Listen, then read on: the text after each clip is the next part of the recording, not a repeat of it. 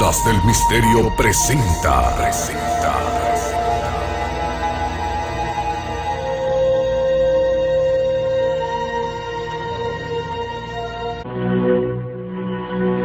El Mahabharata.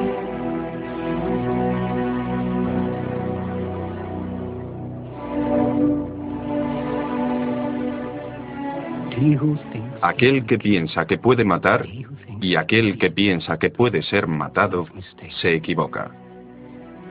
El deseo enturbia la sabiduría. Es el eterno enemigo del sabio. Ningún arma puede perforar la vida que hay en ti. Ningún fuego puede quemarla.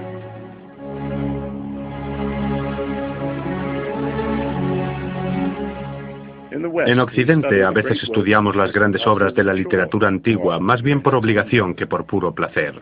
Homero, Shakespeare, nos parecen extraños, intelectuales, elitistas. El pasado no está vivo para la mayoría de nosotros. Hemos perdido nuestra conexión con él y nos sentimos extraños incluso en el mundo de nuestros abuelos. Es el precio que tenemos que pagar por el progreso que, en definitiva, es la creencia de que las edades doradas están siempre en el futuro, en la vanguardia. Ordenadores, medicina, ciencia. El pasado es una vergüenza. Nos avergüenza nuestra ignorancia, nuestras estúpidas supersticiones. Asumimos que es igual en todas partes, o pronto lo será. Paul William Roberts, viajero y escritor prolífico. Su libro más vendido en la India es El Imperio del Alma. El imperialismo del siglo XIX era muy diferente al de la actualidad, que se manifiesta en forma de multinacionales y bancos que actúan invisiblemente, y Hollywood que hace el resto. No interfiere directamente, pero no por ello es mucho más benigno que el antiguo. Al ocupar físicamente a las naciones, nos convertíamos en saqueadores. Por lo menos éramos más directos y honestos con nuestros objetivos en el tercer mundo, pero también mucho más brutales, ya que éramos más visibles y por tanto más vulnerables. Pero las generaciones siguientes que ocuparon y vivieron en las tierras que sus antepasados habían conquistado, por lo menos llegaron a entender, a apreciar e incluso a amar las culturas en las que vivieron. Y esto es especialmente cierto en la India.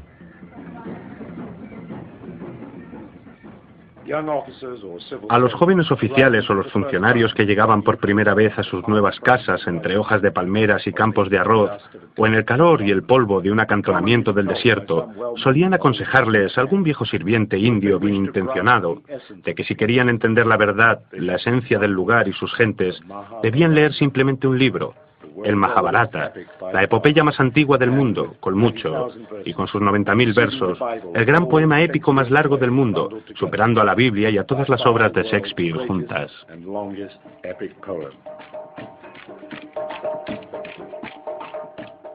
Maha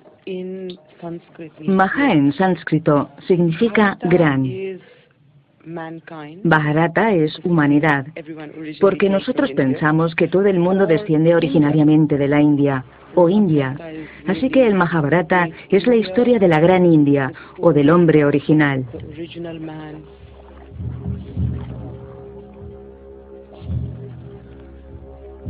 La Gran India cuenta la historia de dos grupos de primos.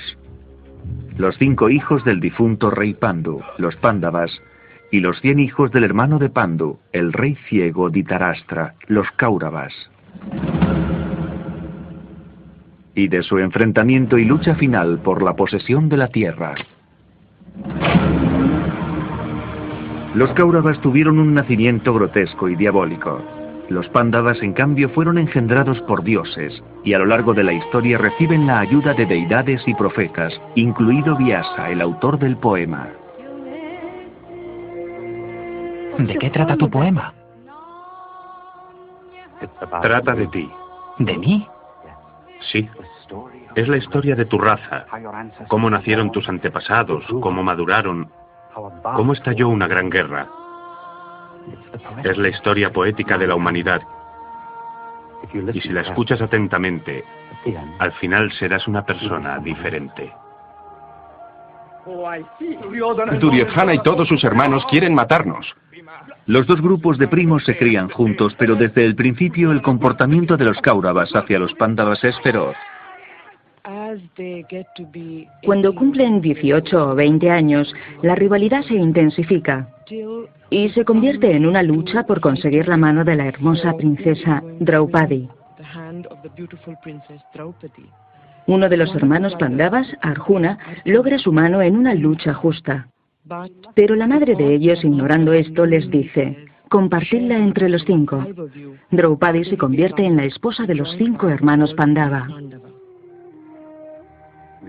La desposaremos los 5.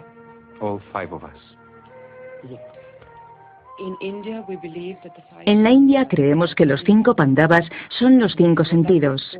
Y tenemos una historia preciosa que dice que si los 5 Pandavas son los 5 dedos de la mano, Draupadi es la palma. Así es como se hace un poderoso puño. Sin la palma, los dedos nunca estarían unidos. En cada marido vemos una cualidad. El mayor es Yudhishthira, nacido de la rectitud y el conocimiento. El siguiente es Bhima, el hijo del dios del viento y supuestamente el hombre más fuerte del mundo. Después está Arjuna, que es el guerrero perfecto. Le siguen los gemelos Nakula y Sahadeva, las formas más elevadas de conocimiento y sabiduría. Cada uno de ellos es una parte del todo, pero cuando se unen se completa la naturaleza humana. Esa es nuestra visión de los Pandavas y Draupadi.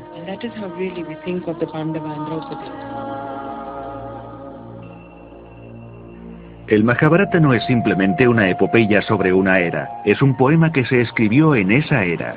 Los estudiosos indios lo sitúan miles y miles de años antes del inicio de la historia documentada. Sin embargo, esta noción ha suscitado el desdén de las academias occidentales, que se muestran reacias a conceder una fecha anterior al año 1000 a.C., con lo que convenientemente sería posterior a la Ilíada y la Odisea homéricas. De cualquier modo, lo que la convierte en una obra única de la literatura universal es que, al contrario de lo que sucede, digamos, con la Ilíada o la Odisea, todavía en la actualidad siguen disfrutando de ellas cientos de millones de personas de todas las extracciones sociales, muchas analfabetas. Algunos lo leerán, otros verán algún tipo de adaptación representada con canciones y danzas tradicionales, otros lo verán en dibujos animados. Sin embargo, el récord de audiencia lo obtuvo una serie reciente de televisión. Todos los viernes por la noche la India se paralizaba totalmente y el episodio semanal se discutía al día siguiente con tanta pasión como la provocada por cualquier culebrón de máxima audiencia. Si nosotros hoy nos sentimos totalmente ajenos al mundo de nuestros abuelos, desconectados de nuestro pasado, un hindú del año 2000 a.C. reconocerá perfectamente muchos aspectos de la vida de la India actual. Nosotros hemos crecido con el Mahabharata. Nos ha dado nuestros héroes y heroínas populares, nuestra música popular e historias para leer a la hora de dormir, nuestras parábolas sobre la moral y los valores. El tebeo de más éxito será el que trate del Mahabharata o el Ramayana. Es difícil entender esto en el contexto occidental, donde la religión implica ir a la iglesia y ser practicante. Para nosotros no es así.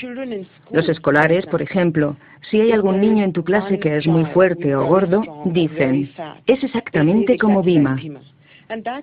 Eso da una idea de la vitalidad y contemporaneidad del Mahabharata en la actualidad.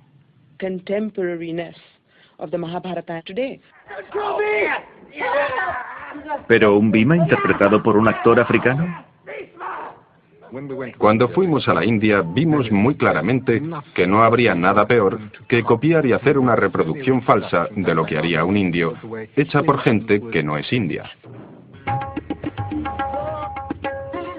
En consecuencia, el director Peter Brook filmó un Mahabharata con actores de todas partes del mundo, con lo que logró que la epopeya fuera más asequible a todos los públicos.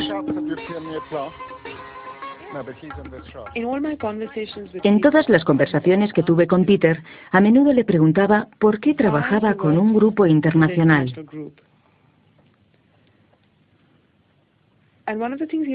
Y una de las cosas que me dijo fue, si un grupo tan pequeño, de diferentes razas, colores y países, puede crear algo armonioso, entonces el mundo tiene una posibilidad.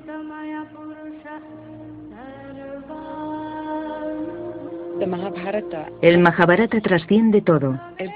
Trasciende el tiempo, el color, las razas, el lenguaje. Trata de los mismos temas que han preocupado al hombre a lo largo de milenios. But I want to be discontented, dissatisfied. La malicia de los Kauravas y su cabecilla, Duryodhana, llegan a un punto crítico cuando se aprovechan del hermano mayor de los Pándavas, Yudhishthira, que ahora gobierna sobre el territorio. Yudhishthira es un hombre muy virtuoso, pero tiene una debilidad, el juego.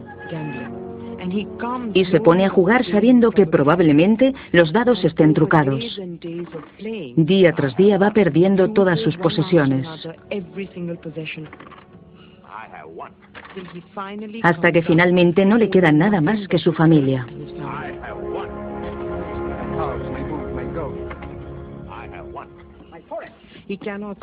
No puede parar, es como si estuviera poseído.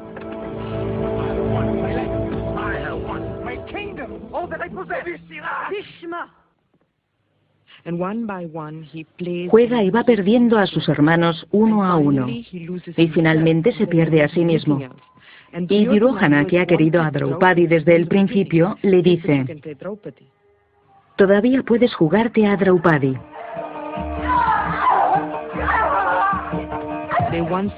Vuelven a jugar y vuelve a perder. Los exilian a algún lugar de la selva donde nadie los pueda encontrar durante 12 años. Los Pándavas cumplen su parte del trato, pero su adversario, Duryodhana, no está dispuesto a devolver ni una mínima parte de su reino cuando regresan del exilio. Ni siquiera cuando el amigo de los Pándavas, el dios Krishna, intercede por ellos.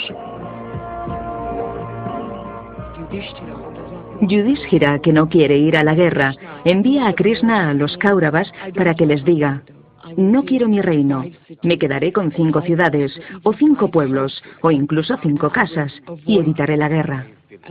A lo que Duryodhana replica: no daré 5 pueblos, no daré un pueblo, no daré ni un grano de arena de la tierra.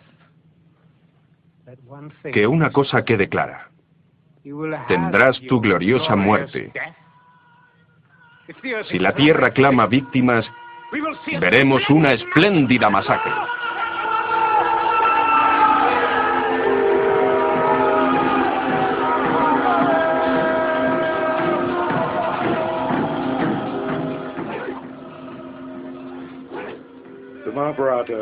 El Mahabharata es la historia de la guerra, de una guerra capital en un momento capital.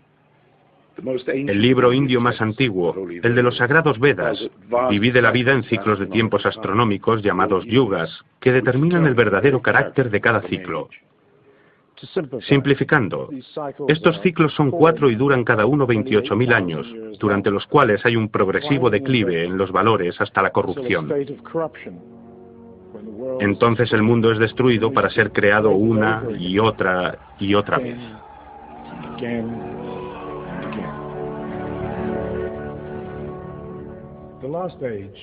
Ahora vivimos en el último ciclo, el Kali Yuga, en el cual las cosas han alcanzado el mayor estado de degeneración y la gente es más malvada. Pero según el libro de los Vedas, el ciclo empezó hace 14.000 años, con la gran batalla de Kurukshetra, alrededor de la cual gira el Mahabharata.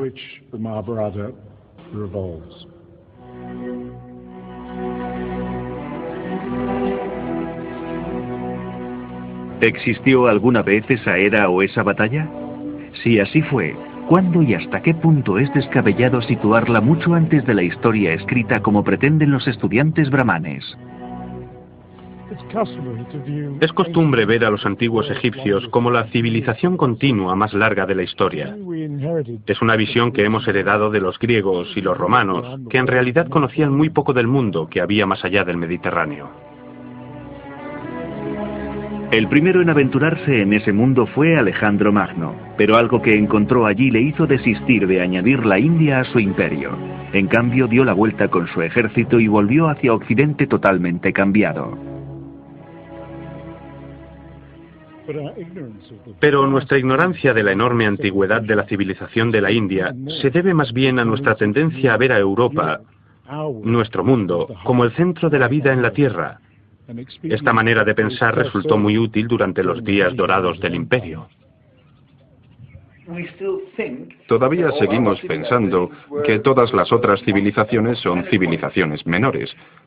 Y tal vez por eso nos sigue costando trabajo aceptar que en el subcontinente indio existió algo mucho más importante que todas las otras civilizaciones. Jansen